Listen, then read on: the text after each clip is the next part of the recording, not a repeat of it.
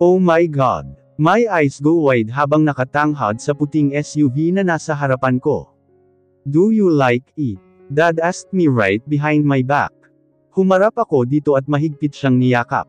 Oh, thank you Daddy. I love it so much. Pinugpog ko ito ng halik, sa magkabila niyang pisngi. Daddy laughs a bit habang sinasapo ang mga halik ko. You're very much welcome sweetheart. I love you. I told to him and turned my head around. Mabilis akong tumakbo sa hood nito at niyakap ang kotse mula sa harapan. That's too childish, Alora. Mom high-pitched voice echoed from the inside. Nakanguso akong umayos ng tayo at sinulyapan itong palabas ng garahe. Hawak sa kanyang kamay ang susi ng SUV. You better thank your mom. Siya ang nag-convince saking ibili ka ng bagong sasakyan. Hindi nakaligtas sa akin ang pagtaas ng kilay nito, dahil sa pag-awang ng labi ko. Be responsible. Hindi namin pinulot ang ibinili namin dyan. Mom told me, itinaas nito ang kamay hawak ang susi. At ubili akong lumapit dito para kunin sana ang susi, ngunit iniwas niya ito sakin. Dad mo lang ba ang may kiss and hug, galing sayo? Her voice became somber. Ngumiti ako at niyakap siya ng sobrang higpit. Gustong bumalong ng mga luha ko, dahil sa bahagyang paghagod ng palad nito sa likod ko. Thanks Mom. I promise I'll be responsible all the time. Alright, what are you waiting for? Aniya matapos kong kumalas dito. Kinuha ko mula sa kanya ang susi, at tumakbo na para pumasok sa driver's seat. Take care Alora, sigaw ni Mommy. Bumusina ako matapos ay diniinan na ang gas para tumulak palabas. Wow! Sigaw ko habang excited na maniobra ang sasakyan palabas ng aming village. Siguradong matutuwa si Elwood pag nalaman niyang may bago na akong sasakyan. Kinuha ko mula sa bulsa ko ang cellphone ko, at dinial ang numero nito. What is it? Aniya sa kabilang linya. Halatang nasa kama pa ito dahil sa mababang boses. Guess what? I'm on my way to your apartment. I said excitedly. What? Halatang nagulat pa ito sa aking sinabi. What's wrong with you? I gonna hang up the phone bye. Pinatay ko na ang tawag dahil pumasok na ang sasakyan ko sa katabing village lamang, kung saan ito nakatira. Ilang busina ang ginawa ko sa harapan mismo ng kanyang apartment, bago ito lumabas na ang tanging suot ay walking short. Excited akong bumaba at sinalubong siya ng yakap. I have a new car, Elwood. Napa-address ito sa aking ginawa. Hindi magawang iyakap sa akin ang dalawa niyang braso. Magdamit ka nga, dali papasyal tayo. Ay ako dito. Diretso akong pumasok sa loob ng kanyang apartment, na hindi alintana ang pagtawag nito. Pagtapak ko pa lang sa bungad ng pinto, ay siyang pagbaba naman ng isang babae na ang tanging suot lang ay ang maluwang na t-shirt na alam kong kay Elwood. Oh I'm sorry. Agad kong sabi na bahagyang umatras. Pansin ko ang gulat nito nang makita ako. Pero agad ding humalukip-kap ng tayo sakin my best friend Alora. Stood right next to me and settled his hand at my shoulder. Ramdam ko ang pagpisil nito sa balikat ko. Kaya sunod-sunod naman akong tumango. Yeah, actually, we're childhood friends. Turo ko sa aming dalawa. I'm Pia.ta, kilala nito sakin. A nice meeting you Pia. Ngumiti ako dito na tumango lang bago kami talikuran. Agad ko naman siniko si Elwood sa tabi ko na napa-array sa ginawa ko.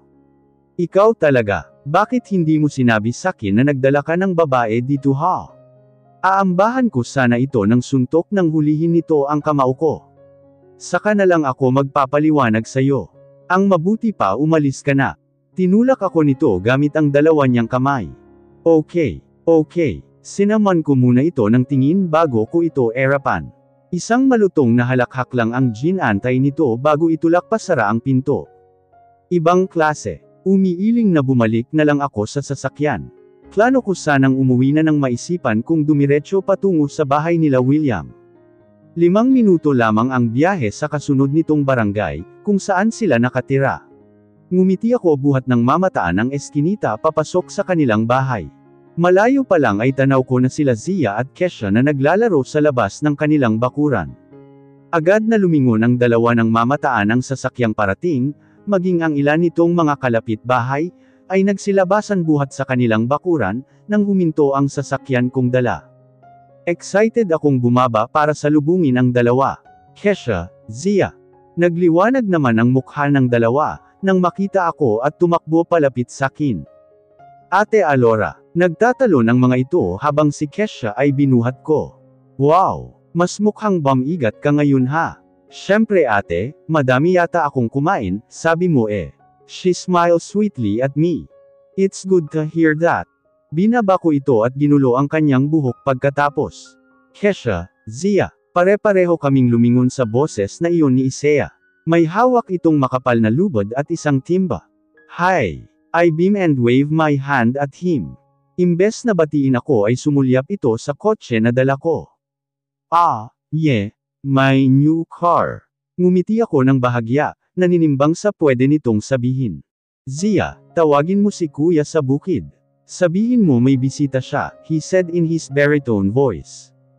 Gaya ni William, sa bukid din ang trabaho nito pag weekends. Halos magkasing katawan din sila ni William.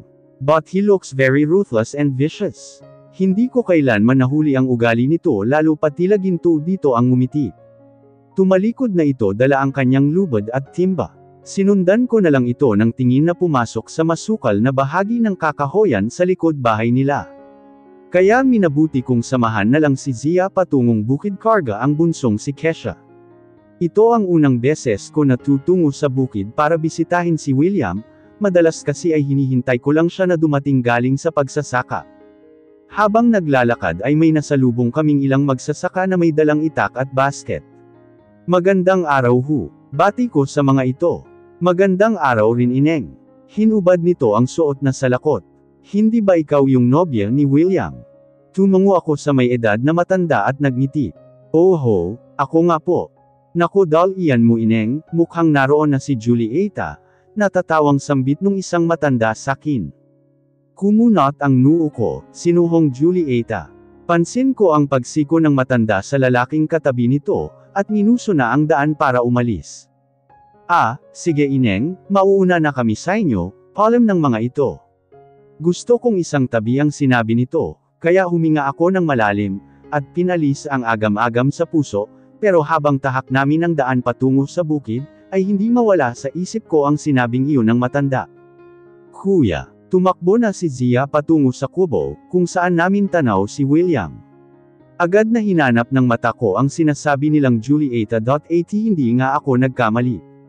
May nag-iisang babae nga sa kubo na iyon. Pilit naman akong ngumiti nang makita kong lumabas si William, habang hila ni Zia sa kanyang kamay. Hi, my lips said. Anong ginagawa mo dito? He said in a low tone. Bahagya itong nagpunas pawis gamit ang t-shirt nito, na nakasampi sa kanyang balikat. Ah, binisita ko lang ang mga bata, mabilis akong nag-iwas ng tingin dito, at binalingan si Kesha na karga ko. Kinuha nito mula sa akin si Kesha, at marahang binaba. Asan ang kuya Isaiah nyo? Bakit kayo pa ang pinapunta dito? Nasa kakahuyan, nanguha ng avocado, si Zia na tumakbo na paalis na siya naman hinabol ni Kesha. He looked down at me with his dark steely eyes. Walking from my hairline, to my feet and back up again. Ginaya ko ang ginawa niya. I'm wearing a simple short and plain hanging blouse. Dahil sa mahaba kong bias ko, ay medyo kita na ang bahagi ng aking tiyan, gayon din naman lumantad ang mga hita ko dahil sa maikling short. Ah, galing kasi ako sa bahay. I swallowed slowly, bago ibaba ng konti ang suot na short.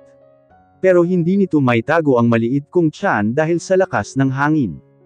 He cursed sharply. Mabilis ako nitong tinalikuran, kaya ramdam ko ang panlalamig ng dalawang pisngi ko. Tumungo ito sa kubo kung saan naroon ang ilang magsasakal na nakatingin sa direksyon ko, maging ang nag-iisang babae doon. Pre, papasukin mo muna dito iyang nobya mo. Tirek na ang araw. Heard someone talking to William and he laughed after. Napatuwid naman ang tayo ko nang mamataan itong pabalik na may bitbit na t-shirt.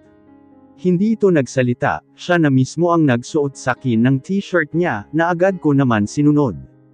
Mainit dito, baka masunog ang balat mo pag pumunta ka na ganyan lang ang suot, he said in his calming voice.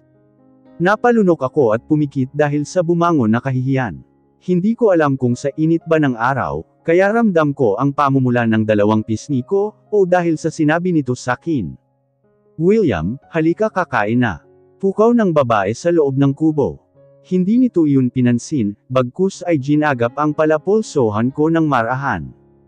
Teres sa bahay, aniya. Bumaling ako sa babaeng nasa bungad na pinto ng kubo, habang panay ang kantiyo dito ng ilang magsasaka. Mukhang break time nyo, kumain ka muna. Mauuna na kami ng mga bata umuwi, mahina kong sinabi ngunit hindi ko maitago ang pagkairita sa boses. He ran his free hand through his hair gently, mas naging daan yun upang mas tumikas ang dating nito sa harapan ko. Kanina ko pa kasi iniiwasang mapatingin sa hubad nitong katawan. His bulging biceps and his protruding abs made me blush. William, pangungulit ng babae mula sa loob ng kubo. Sige na, mukhang hinihintay ka na nila. I almost whisper to him, and lower my lashes down. Join me first. Ipapakilala tuloy kita sa mga kasama ko. He held my hand gently, dahil sa ginawa nito, ay hindi na ako nakatanggi. Giniya ako nito papasok sa kubo, kung saan natigil sa pagkukwentuhan at tawanan ang mga nandoon. Si Alora, pakilala nito sa mga kasama. Isang tipid na ngiti lamang ang binigay ko sa mga ito, at humawak ng mahigpit sa braso ni William. Hi Alora, ako nga pala si Rupert, bahagya pa nitong pinyunas ang kamay sa pantalon, bago elahad ang kamay sa akin. Medyo may katangkaran din ito na may matangos na ilong. Gaya ni William mapula rin ang kulay nito, dahil sa babad sa araw ngunit, tila mas nakatulong iyon para lumabas ang natural nitong kakisigan. Nice to meet you Rupert, sagot ko. Ako naman si Wilfred ang pinakamatikas sa grupo. Pakilala ng lalaking medyo may kaitiman ang kulay. Si Manong Celso, ang pinakamatanda sa grupo, bulong sakin ni William. Tumango lamang ito sakin, dahil sinisimulan ng kumain.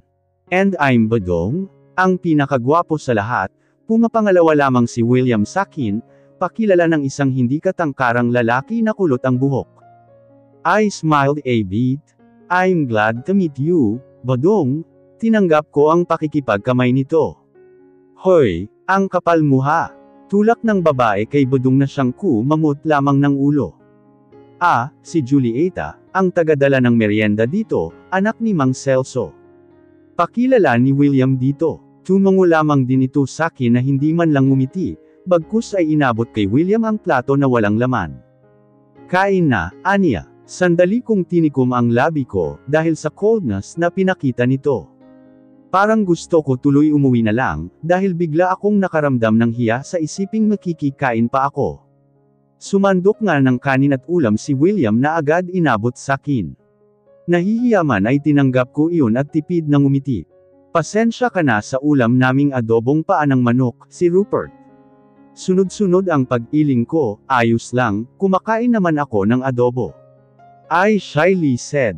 Pero hindi ng paa ng manok. Si Julieta, titig na titig ito sakin, tila may kung anong binabasa sa mukha ko. Imbes na sumagot ay sinubo ko ang paa ng manok, it's delicious.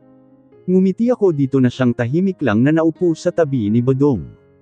Sino ang kasama mong pumunta dito? Kasama mo ba si Mang Carding? Tanong ni William sakin, matapos nitong makasandok ng kanya. Nope, dala ko yung kotse ko. Narinig ko ang pag-ismad ni Julieta sa sinabi ko, matapos ay tila may ibinulong kay Badong. Hinintay mo na lang sana ako sa bahay, pauwi na rin ako pagkatapos nito, aniya sakin. Ngumuso ako, ayoko sanang mag-isip ng hindi maganda, pero ano bang masama sa pagtungo ko dito? Dahil ba kay Julieta kaya ayaw niya na nandito ako? Ayan ang mahirap sa iyo pare, tinatago mo yang nobya mo. Kaya iniisip ng mga taga dito na single ka pa at available. Si Rupert iyon na sinabayan ng isang matunog na halakhak.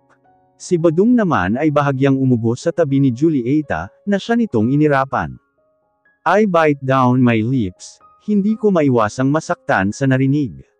I knew it. Kaya ayaw niya akong pumunta dito, dahil ayaw nitong malaman ng iba lalo na ni Julieta na may nobya na siya. Kung kasing ganda naman ni Alora ang magiging girlfriend ko. Abay araw-araw kong papupuntahin dito. Si Wilfred iyon matapos ay ngumisi lamang sa sinabi. Bakit maganda din naman si Julieta ha? Si Badong na sumulyap ng makahulugan dito. Kumain ka na nga lang dyan. Osel nito sa katabi. Si William ay tahimik naman sa aking tabi, habang panay ang subo ng kanin. Ako naman ay tila nawalan na ng ganang kumain. Pinilit ko lang na ubusin ang nasa plato ko bago ko iyon ibaba.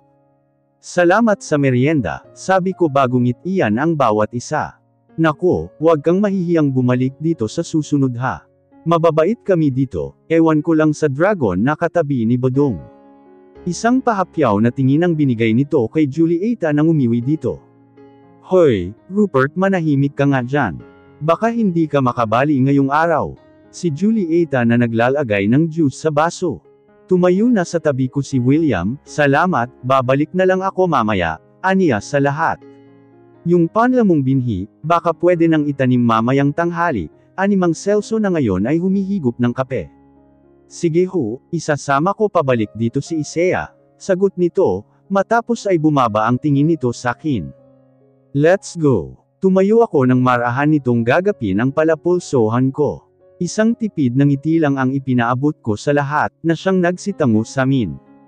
Habang pabalik sa kanilang bahay ay tahimik lamang kami. Tila parehong nakikiramdam sa kung sino ang unang magbubukas ng usapan. May ilang magsasakal ang tumawag dito ng pansin, na siya lamang niyang tinanguan. Ang ilan naman ay ngumiti sakin, kaya hindi ko mapigil ang gumanti ng ngiti. Masarap palang bumisita sa bukid pag ganitong oras, may libre pa kayong merienda.at mababait ang mga kaibigan mo, pukaw ko sa pananahimik nito. Sa susunod, hintayin mo na lang ako sa bahay. Masyadong mainit kung susugod ka sa tirik ng araw, he said seriously. Napabuntong hininga ako. Ayos lang naman sakin, hayaan mo sa susunod magdadala na ako ng payong. Napailing ito sa aking sinabi, kaya tumigil ako sa paglalakad at tiningala ito, kahit pasilaw ang mata ko sa sinag ng araw. Ano bang problema? Gusto ko lang naman bisitahin ka at makita ang ginagawa mo dito sa bukid, masama ba iyon? Hindi ito sumagot, imbes ay marahas na sinukle ang buhok paitas na siya kong ikinalunok. Sa bahay na tayo mag-usap. Tinuloy na nito ang paglalakad. Sinundan ko ito kahit pa nagkakanda-tapilok na ako, sa ilang batong naka-asli sa daan. Well, sorry ha. Dapat sinabi ko sa iyong pupunta ako dito, at binuro na lang ang sarili ko sa paghihintay sa iyo sa bahay niyo. Sorry din kung nakikain pa ako ng merienda na dala ng Julieta na iyon. I said with my shaky voice. Pinipilit ko naman pinipilit kong magpakahinahon, pero hindi ko gusto ang pinapakita niya sa akin ngayon. Huminto ito sa paglalakad at hinarap ako. Pansin ko ang pag-igting ng panga nito sa akin, dahil nag-uumpisa ng mamuo ang luha sa gilid ng mata ko. Hindi yun ang ibig kong sabihin, he said frustratedly. Then what? He clenched his jaw, matapos ay marahas na bumaling sa ilang magsasakal, na pinanood ang pagtatalo namin. Nagbigla ako sa sunod nitong ginawa. His manly hand settles on my waist, at buong rahan akong giniya para ituloy muli ang paglalakad. Tila umangat naman ang paa ko sa lupa, dahil sa tahasan nitong ginawa. But I couldn't withstand, so I fixed my head at the ground, trying desperately to hide my feelings. Diretso kami sa loob ng kanilang bahay, habang nagkakandahaba ang leeg ng kanilang mga kapitbahay sa labas. Marahas kong hinubad ang t-shirt nitong pinasuot niya sakin kanina, kaya bumaling ito ng tingin sakin. What? I raised my chin up. Handa na makipagtalo dito, ngunit pansin kong natitigilan ito. Until he let out a long sigh, dito ka naman ang halyan, magluluto lang ako, tumalikod ito, ngunit nagsalita ako. No thanks. Uuwi na ako, I said, and stomped out my feet towards the door, ngunit naramdaman ko ang mainit nitong braso na pumihil sakin, at buong ingat akong hinarap sa kanya. Ramdam ko ang mabilis na tibok ng puso ko dahil sa paglapit nito sakin. Slowly he tilted his head a bit, eyes focused on my lips. I'm sorry, he said in a softer voice. I closed my eyes for a second, and soaked up his word. This time I want to melt because of nervous. Sinabi mo sanang dadating ka para hindi ka na sumuong sa init ng araw, patuloy nitong sinabi. I gritted my teeth, tired hearing his excuses. Iyon lang ba ang dahilan, kaya ayaw mo akong pumunta doon? O dahil kay Julieta, I accused, and gave him my unrelenting stare. Natigilan itong muli, brows knitted innocently. Sa huli ay tahimik itong tumawa ng mapagtanto ang ibig kong sabihin. Oh, ano ngayon kung lumalabas na nagseselos ako? Mukhang may dahilan naman para magselos ako. Anak siya ng may-ari ng lupang sinasaka namin. Mas marahan ngayon ang pagbigkas niya ng salita. And so what? Umirap ako para pakitang hindi ako interesado sa paliwanag niya. He stepped one closer, hands moves around my middle, warm and soft. In seconds his body molded to my own. You're making me love every time you get jealous, he said huskily. I sense him squirming with desire and hunger. Iba ang atake sa akin nang sinabi niya, hindi agad ako makapag-isip ng tama. I tremble with the caress of his hand over my waist, traveling to my hip. He shakes his head. Next time, wag ka na magsusuot ng ganyan. I hate the way people looked at you. He smiles and I just want to sink to the floor. Gusto kong itago ang mukha sa sobrang hiya, at ang tanging paraan lamang ay ang yumuko. Pero mukhang mali ako dahil sa sunod nitong ginawa. He stroked my long black hair and pulled me into his chest. The hug that once reassured me that my world was safe and my heart were guarded. I buried my face into his broad chest, stand there like that for a while. Pumikit ako habang pinakikinggan ang malakas na pagtibok ng puso nito. I wrapped my arms around his big torso and hugged him close. I could never let another close to me like this. Walang iba pa man, kundi siya lang. Nandito na pala sila Mrs. and Mr. Echeverry. Mom annunciate their presence. Sumulyap ako sa mga bagong. Dating at ngumiti ng mamataan si Elwood, wearing his black suit. What are you waiting for, Alora? Mom turned her scowl face at me. Tumayo ako at sumunod dito, para salubungin ang mga bagong dating. Good evening, kumpadre. Happy birthday. Nakipagkamay dito si Uncle Jeffrey pati na rin si Auntie Stella. Thank you, Dad returned a smile. Bumati rin dito si Elwood matapos ay nakipagbeso kila Dad and Mom. Panipip. Happy birthday, Tito. Kumibot ang labi ko nang sulyapan ako nito. He lowered his head slowly and pecked a kiss on my cheek. Hi, he whispered. Inirapan ko lang ito, dahil sa pinakita nitong ngisi sakin. Ah, good evening, Uncle, Auntie. Humakbang ako para dampian sila ng halik sa pisngi. I'm glad to see you again, hiha. Medyo matagal-tagal ka rin nagbakasyon. Auntie opened a conversation right away. Ah yes, umuwi lang po ako dahil hindi ko pwedeng palampasin ang birthday ni Daddy. Kung ganun ba ay may balak ka pang umalis ulit? Uncle Jeffrey asks.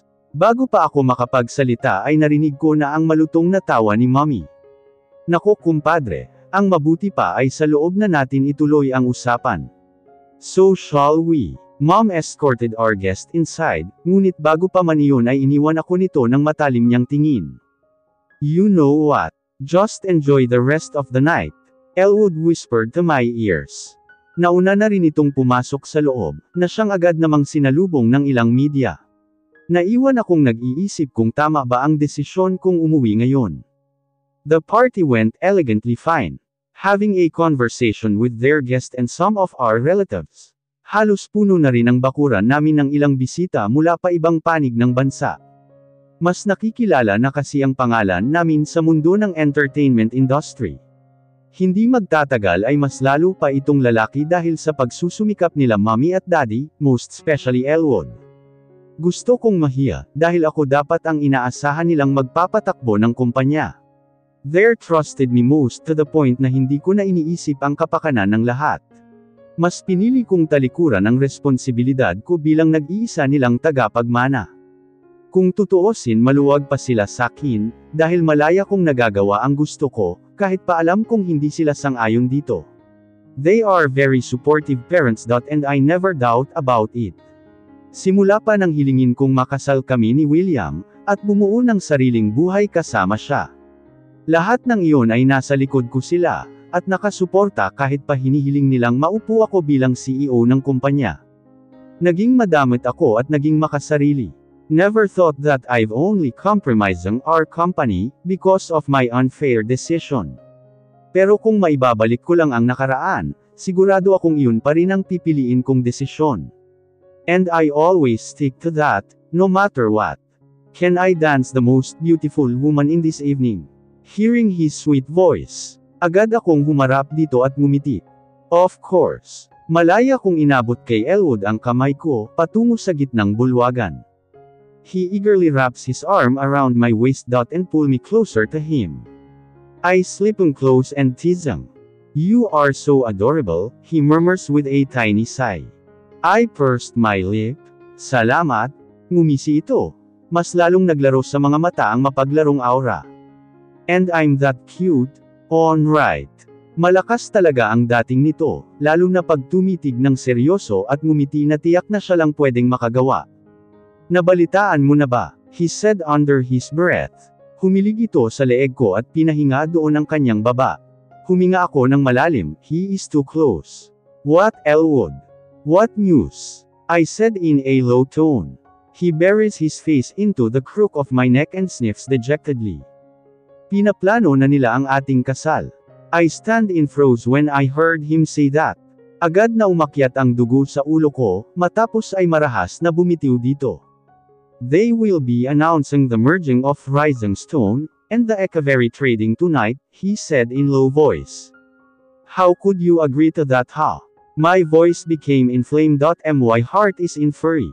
Gusto ko itong sigawan at saktan, ngunit nanatili lamang akong nakatayo na tila gulat pa sa mga nangyayari. You know, I can't say no to that. Buo na ang desisyon nila na pamahalaan ko ang Rising Stone ng legal, he said in exhale. I clenched my teeth, and shot him a disgusted glance. And you know, I can't marry you, Elwood. I said bluntly. Tuluyan na akong lumayo dito, ngunit maagap nitong hinuli ang dalawang siko ko. Listen, alam ng lahat na wala na si William. They are all probably think that you're already a widow, he said seriously. I chuckled, which is not true, Ellie. I told you, buhay pa siya. He tilts his head a bit and looked at me for a second. I know, isang malaking pagkakamali kung pakakasalan kita dahil lang sa gusto nila. But I've only doing this for the sake of our company, for our future. His voice is more calmer and softer. Napaawang ang labi ko sa kanyang tinuran. Hindi pa rin ako makapaniwala na nasasabi niya ito, pagkatapos ng lahat ng pinagsamahan namin bilang magkaibigan. Merging our company will make our assets increase. I think mas mapapalawig pa natin ang business na nasimulan ni Tito, kung hawak din natin ang shipping company ni Dad. Do you hear yourself clear, Elwood? For all of the people, bakit ikaw pa? My voice cracked, tears gathered at the corner of my eyes. Inagapan nito ang pagbalong ng aking mga luha, nang sapuhin nito ang dalawang pisngi ko. We're still at the middle of the dance floor, hindi ko alam kung paano ko pa natatagalang tumayo sa harapan nito, at pakinggan ang mga kalokohan na lumabas sa bibig niya. Please don't cry, Alora, he said in a hushed voice. What do you want? You are the CEO of the company, ikaw na din ang pinagkakatiwalaan ni Daddy sa lahat. Hindi pa ba sapat yun para tanggihan mo ang kasal? Tuluyan ng tumulo ang masaganang luha ko. I step back, marahas kong pinalis ang kamay nito, ngunit agad din niya akong niyakap. Bitawan mo ako, mahina ngunit madiin kong sinabi. Ayokong makaagaw ng pansin ang pagtatalo namin. Look, I just wanted to help. My blood began to boil so I pushed him aggressively and glared him. Help? Then why are you doing all of this? Kung gusto mo talagang makatulong, itigil mo ang kalokohan na ito. Hinilamos nito ang malaking palad sa mukha matapos ay tumitig sa akin. Unti-unti na kaming nakakaagaw ng atensyon ng ilang bisita. Pansin ko ang pagtayo ni Mommy sa kanyang silya na agad pinigilan ni Daddy. I mentally shook my head. Babalik na ako ng San Marcelino, ngayong gabi. No you can't, he shakes his head and laughs a bit, tila ayaw paniwalaan ang sinasabi ko. I looked at him with disdain. Gagawin ko. Pupuntahan ko ang asawa ko doon, at hindi mo ako mapipigilan. Isang matalim na tingin ang binigay ko dito, bago ko siya iwanan sa gitna ng bulwagan. Alora hiha. Narinig ko ang pagtawag ni Mommy sa pangalan ko, ngunit diretsyo na akong pumasok sa sariling silid. Mabilis kong hinela ang malita ko, at tinungo ang aking walk-in closet para mabilis na magbihis. Tapos ko nang ibalik ang kailangan kong gamit sa pag-alis, nang makarinig ng sunod-sunod na pagkatok sa pinto. Alora, open this door. Mag-usap nga tayo. Mataas agad ang boses ni Mommy sa kabilang pinto. Ngunit hindi ko iyon pinansin. Inayos ko na ang sarili ko. Pinahid ng marahas ang make-up sa mukha, pati na rin ang lipstick ko. Pinusod ko ang buhok ko ng mataas para sa huli ay makontento. Alora, ilang malalakas na pagkatok pa ang narinig ko, ngunit hindi ako nagpatinag. I never been disappointed in my entire life, until I heard that news. Hindi ako makapaniwalang ipinagkasundo nila ako kay Elwood. He is my best friend since I was in grade school, for pity's sake. Hindi ba nila naisip na maisasaalang-alang ang pagkakaibigan namin ni Ellie dahil sa desisyon nila? Ayokong isipin na dahil sa pera kaya lang pumayag si Elwood sa gusto nila. Sigurado akong nagigipit lang ito, kaya siya pumayag sa kasunduang ito. I know him very well. Kahit kailan ay hindi ito nagpakita ng interes sa akin kahit minsan. Likas na din dito ang pagiging mapagbiro, kaya hindi ko sineseryoso ang paghalik at pagyakap nito sa akin, na alam kong friendly gesture lang niya. And I know that he's a certified playboy. Kabi-kabila ang mga babae nito, and I don't give care kung sino ba ang girlfriend nito ngayon. Pumirmi ang nagwawalang puso ko nang lubayan ni Mommy ang pagkatok. Hanggang sa marinig ang mahinahon na boses ni Daddy sa kabilang pinto. Sweetheart, may I talk to you for a moment? That voice is calm and taming. My lips curved a bit.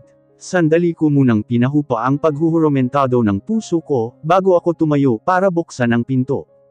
Sumilip doon ang mukha ni Daddy, kaya niluwagan ko ang bukas ng pinto para ito papasukin. Tahimik kaming naupo sa kama, na walang gustong magsalita isa man. Silence suffused at every corner of my room. Ilang beses ko rin narinig ang mabigat na buntong hininga ni Dad, bago ito bamaling sakin. Alam mong mahal ka namin ng Mommy mo, at wala kaming ibang hangad, kundi para sa ikabubuti mo, he started. I blow out a breath and nodded. Hindi na iba ang mga Eka-very satin, especially Elwood. He's a very competitive and a consistent one, at alam kong hindi kanya sasaktan. He sighed heavily, before he continued. I like him for you and in fact, I want him to be my son-in-law, he straightforwardly said. I swallowed everything I heard, hindi agad ako nakapagsalita. I saw it coming but it struck me unexpectedly. It hurts hearing him say that.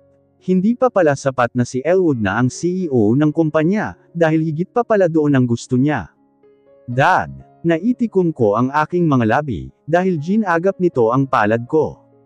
I know, you're still mourning for the death of your husband. William is a good man, napakabata pa niya para mawala ng ganito kaaga. I could feel my heart being slowly and painfully torn apart. Kinagat ko ang labi ko para pigilan ang luhang nais maglandas sa pisngi ko, ngunit diretso itong pamatak sa aking kandungan. Please, don't cry sweetheart. Hush voice sending concern, uying to soothe my pain. Alam ko maraming beses ko na siyang banigo, hindi kailan man ito sinalungat ang gusto ko. He's always at my side from the very beginning. Tinuro niya ako kung paano maglakad, at makatayo sa sarili kong mga paa. He is a very supportive and a loving father to me, to the point that I did not want to disappoint him this time. But I love my husband so much. Dad. I almost whimpering. Unti-unti kong nararamdaman ang pagkawasak ng aking puso. He breathed out a loud sigh. And looked intently to my sorrowful eyes. I know, at alam kong magiging masaya si William kung si Elwood ang makakatuluyan mo. I blinked rapidly to stop my tears from falling. He is right, Elwood is a big catch. Dad thinks that Ellie is the right guy for me. Wala naman akong maipipintes dito. He was so gorgeous, so clean and smart. I always feel safe and secure with Elwood. But it doesn't mean that he is the right guy for me. But he is my best friend. Elwood is my best friend, Dad. I sobbed. Doon na bumuhos ang mga luha ko na hindi ko na mapigilan. Ramdam ko ang pagkabig ni Daddy sa balikat ko para ako yakapin. I know, and he will always be here. He gentle kiss my hair, and give me a soothing hug. Nagagalit ako sa sarili ko. I also felt guilty for all the pain that I've been caused for choosing William over my parents. Alam kong simulat sa Paul ay ayaw ni Mommy dito, pero hindi ko sila sinunod. Nagpakasal ako kay William, kahit pa alam kong masama ang loob sa akin ni Mommy. Now, I have the chance to prove myself that I'm not a failure to this family. Saka pa ako nagdadalawang isip na gawin ang gusto nila. Hindi kita minamadali, gusto kong pag-isipan mo muna ng mabuti ang lahat, bago ka magdesisyon. Married is a long-term relationship, and definitely your friendship with Elwood did not immediately blossom. I slowly looked up at him. Nawala ang bigat sa puso ko, dahil sa sinabi niya. Sa kabilang banda alam kong desisyon ko pa rin ang igagalang niya sa huli. Sa isang kadahilanan ay nakita ko ang sariling tumatango. Isang mabigat na buntong hininga muna ang pinakawalan ko bago magsalita. I do what you say, I will give you what makes you happy. But in one condition. His eyes open in disbelief.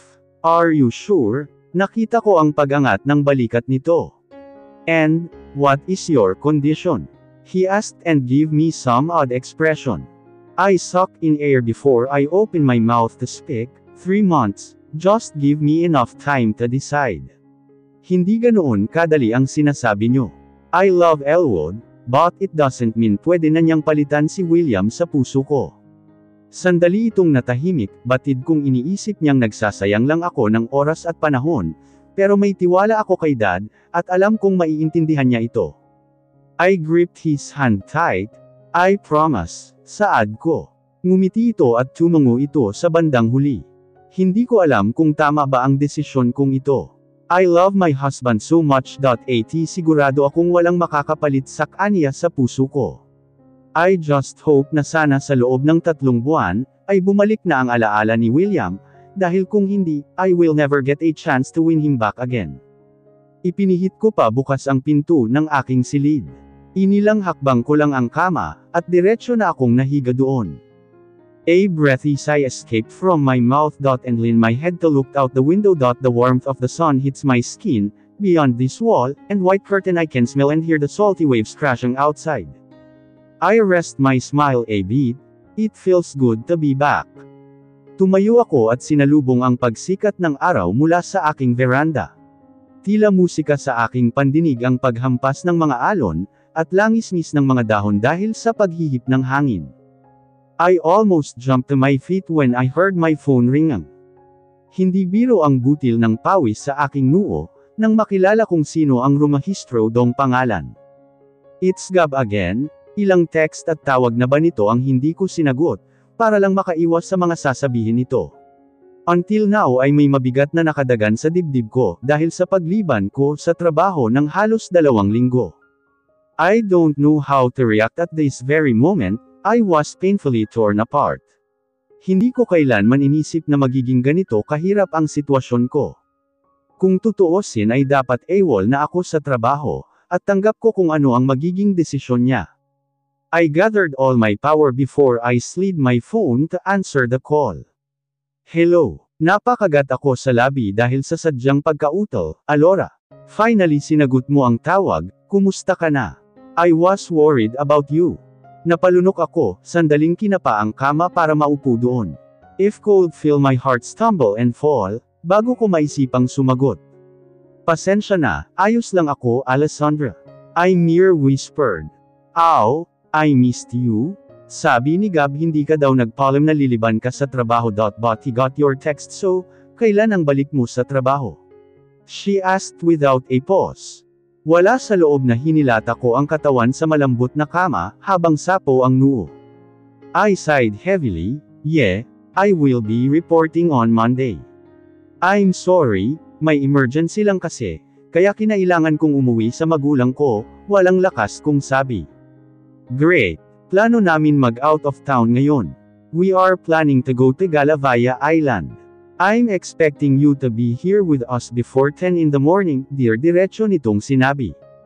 Napalunok ako, feeling my nerves starts to build as I think about meeting him in an hour. I'm sorry. Kakadating ko lang kasi mula sa mahabang biyahe. Maybe next time. Pagtanggi ko. No way, ang tagal mong nawala kaya dapat sumama ka. Don't worry, mas mare-relax ka doon, kaya sumama ka na. Please, she said in her sweet voice. Muli ay isang marahas na buntong hininga ang pinakawalan ko. Bakit hindi? Maikli lang ang 3 buwan para ipaalala kay Gab ang dating siya, at limitado pa ang oras na meron kami, kaya sa tingin ko magandang pagkakataon ito para mag-umpisa muli. Sige, sasama ako, I say, exhaling. Hindi muna ito nagsalita sa kabilang linya. Isang pagbagsak ng pinto mula sa background nito ang narinig ko. Mahal, si Alora, narinig kong sabi nito sa kabilang linya. Ilang sandaling wala akong imek. Anong higpit din ang hawak ko sa aparato, habang hinihipan ng malamig na hangin ang pisngi ko. Hindi ko rin maintindihan ang puso ko, na biglang nasabik na marinig ang boses nito. I only heard a small talk behind the phone until I heard a soft voice. Too early to use a phone, huh? I squeezed my eyes shut. Ayoko na sanang magpa-apekto sa sinabi nito, ngunit ilang sandali pa ay narinig ko ang maliit na pagtawa ni Alessandra, bago maputol ang kabilang linya. The thought swings me into a massive heartbreak. Hindi na kailangan pang sabihin kung ano ang sumunod ng nangyari sa pagitan nilang dalawa. I stared at the ceiling for a moment longer, hanggang sa unti-unting nag-init ang ilalim ng aking mga mata, ngunit pinipigilan ko ang mga luhang pamatak. No, I have to be strong. This is my only chance. Kung hindi ko ito gagawin ay baka tuluyan ng mabura ang alala ni William. Bumangon na ako at nagpasya ng ayusin ang mga gamit na dadalhin sa Galavaya Island. Ilang personal na gamit kasama ang ilang t-shirt, shorts, isang floral dress at ilang pares ng two-piece. Napakagat ako ng ibabang labi, habang nakatanghad sa two-piece na hawak. You're my last resort, bulong ko bago halikan ng two-piece na hawak, at isinilid sa aking shoulder bag. Wala pang 10:00 ay nasa harapan na ako ng mansyon nila Gab. Hindi ko na dinala ang sasakyan ko, dahil magiging sagabal lamang ito sa mga plano ko. Pinasadahan ko muna ng tingin ang suot ko. Tama lang sa lakad namin ang suot kong red spaghetti strap dress. I curl my hair, giving myself loose curls that flow over my shoulders. I also applied a light makeup and pink lip stain. Pinindot ko ang doorbell ng magkakasunod bago ko marinig ang mga yabag na palapit. Mabilis kong inayos ang sarili, at ngumiti sa bumukas na gate. My pulse thumping throughout all my veins, as I stare up at the person in front of me. Hi, I say. Imbes na sumagot ay lantaran nitong sinipat ang itsura ko. I swallow hard, parang bigla ay gusto kong yakapin ang sarili, dahil sa intensidad ng mga titig niya. What are you doing here? My eyes rocketing on him, while he is crossing his arms securely over his chest. Alessandra invited me. Mag-out of town daw kayo. I almost whispered to him. I see, he says. Dahil sa lamig ng pagtitig nito, ay napahigpit ang paggagap ko sa shoulder bag na dala ko. He's standing a couple of feet in front of me, but he was towering me by his height and broadening chest. God, I badly miss him so much. Mahal si Alora na ba yan? Biglang sumilip ang mukha ni Alessandra sa awang ng gate, at walang pasabing yumapos sa bewang ng asawa. I licked my lower lip and averted my gaze aside. On the way na rin si Kuya Mark, she added, bago kumalas dito at salubungin ako. I'm happy you're here. Tara, nasa loob na rin yung mga friends ko, she excitedly said na maagap na hinela ang palapulsohan ko papasok sa loob ng bahay. Hi everyone. Natatandaan niyo pa ba si Alora? Hi Alora. It's Deborah, she pointed her long finger over her chest. I nodded. It's nice to see you again, Deborah. Zimena, remember, pukaw ng babaeng nakasuot ng floral maxi dress. Yeah, kamusta? I asked politely. We're fine, Sumulyap ito sa babaeng katabi niya. And this is Fairy? Wala siya noong pa-house blessing ng bahay nila Alessandra, aniya habang nakangiti. Hi, I'm Fairy, Alessandra's best friend. She held her hand in front of me, without so much immersion. Alora, it's nice meeting you Fairy. Ngumiti ako dito kahit pa hindi niya iyon binigay sakin. So, si Kuya Mark na lang ang kulang at pwede na tayong umalis. Si Alessandra. I'll go take a shower first. Gab interrupted, diretso na itong umakyat sa hagdanan, kung saan sinundan siya ng tingin ng apat. Oh my gosh! Pwede din bang makiligo Zimena blurt? Pwede din naman, doon sa malapit sa kitchen may CR pa doon. Alessandra stated, bago ito tawanan. Ay ang damot mo girl, pag-irap dito ni Deborah. Of course. What is mine, is mine. She said then she hitched eyebrows at her. Oops. I'm kidding, she replied, umikot pa ang mata nito bago lubayan ang usapan. Ako naman ay hindi komportable sa pagkakaupo ko, dahil kanina ko pa napapansin ang mapanuring tingin sa akin ni Fairy. Kumurap ako sandali at binalingan ng juice sa aking harapan. Nilagok ko iyon ng inom, at nang makontento ay tahimik ko iyon nilapag. Taga saan ka pala Alora? I almost jumped up to my seat, nang bigla itong magsalita sa akin. Sinulyapan ko muna ang mga kaharap ko, ngunit busy na ang mga ito sa ibang topic. Ah, I'm from Queensland Island. I said, then swallow hard. Queensland. Ulit niya. Yeah. I shifted on my seat uncomfortably. Tumango lang ito matapos ay nakisali na ng usapan sa mga kaharap.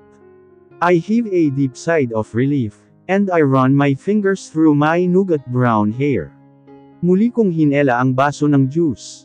Doon bumukas ang pinto, at diretsyong pumasok si Mark sa loob. Hi ladies. Mark widely opened his arms for them.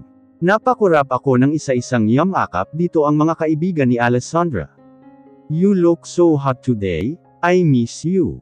Deborah said seductively. Mark laughed at her remark, at hinapit pa ng husto si Deborah, at walang pasabing hinalikan sa labi. It's not just a kiss, but it's a torrid one. Napaawang ang bibig ko sa nasaksihan. Is he for real? Ilang babae ba ang meron ito? What happened to Sarah? Alora, kailan ka pa dumating? Bumalik ako sa sarili, dahil sa seryoso nitong tanong sakin. Kahapon lang po sir, I said with my undertone voice. Tumango lamang ito at muling binalikan si Deborah na nakayakap sa kanya. Let's go sweetheart, he said huskily. Nauna na ang mga itong lumabas kaya napatayo na rin ako. Alora samin ka na sumabay ni Gab. May dala naman kotse si kuya kaya doon na lang sasabay ang mga girls. Alessandra said. Wala sa loob akong tumango, at muli bumalik sa pagkakaupo.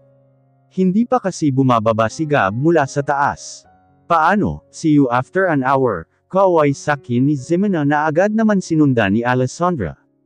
I timidly smile at her depart, bago isandal ang likod sa backrest ng sofa. Sandali akong pumikit para ibsan ang pagod sa mahabang biyahe, mula pa kaninang madaling araw. Damilat lang ako nang may marinig na yabag pababa ng hagdanan. I can feel my face get hot as I stared up at him, for a fleeting moment, wearing his white polo shirt and a khaki short. Na binagaya ng white rubber shoes. Oh God, he's looking unbelievably handsome. I curved my lips to smile but he looked at me with nothing but stone-cold eyes. Napawi ang ngiti ko, at bahagyang umayos ng upo sa sofa. Are you done? Let's go. Nauna na sila kuya. Ani Alessandra. Lumingon sakin si Gab, bakas ang pag-igting ng panga sa sinabi ng asawa. Hindi na ito nagsalita pa, at diretsyo nang lumabas ng mansyon. Isang marahas na buntong hininga ang pinakawalan ko, bago tumayo at sundan ang mag-asawa na palabas ng garahe. Hindi ko na hinintay na sabihin ni Alessandra na sumakay ako sa backseat, dahil ako na mismo ang nagbukas ng pinto para sa sarili, para komportableng maupo. Naglagay din ako ng earphone, at nagplay ng medyo slow rock na tugtog sa Spotify, para hindi marinig ang pag-uusapan ng mga ito kung sakali. Dahil sa kulang ako sa tulog, ay mabilis akong hinela ng antok. Naramdaman ko na lang na may yumuyugyug sa balikat ko, kaya ako napadilat. Agad na tumahip ng malakas ang puso ko, nang makilala kung sino ang nasa harapan ko. Gab frowns hard looking down at me, bukas na ang pinto ng backseat, habang ang isa nitong braso ay nasa backrest ng car chair na kinauupuan ko, at ang isa ay nakahawak sa bubong nito. Bahagya itong nakadungaw sa akin mula sa labas. "We're here," he said in a hushed voice. I open my mouth to say something, but nothing comes out. He looks at me with a raised eyebrow, dahil nakatanga lang ako sa harapan niya. "Oh, I'm sorry." "Yeah," susunod na ako. I say and run my fingers through my hair. He remained at his position, dark eyes stick to mine. Tila ayaw pang umalis doon, kahit handa na akong bumaba. "You are not supposed to be here," he said in cold voice. I lower my lashes down, tila gusto kong mahiya dahil sa pagsabit ko sa lakad na ito.